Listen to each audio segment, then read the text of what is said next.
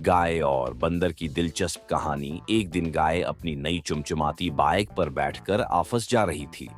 इसने हेलमेट पहना हुआ था और बड़ी शान से बाइक चला रही थी। बंदर दरख्त पर बैठा था। जैसे ही उसने गाय को बाइक पर देखा, हिनिसते हुए बोला, अरे गाय बहन, क्या अब तुम गाड़ियां भी चलाने लगी?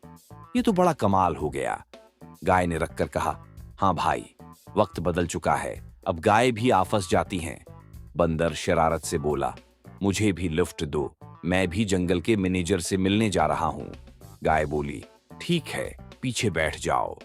बंदर खुशी खुशी पीछे बैठ गया, मगर जैसे ही गाय ने बाइक तेज की, बंदर घबरा कर बोला, आह, आहिस्ता चलाओ, मैं गिर जाऊंगा।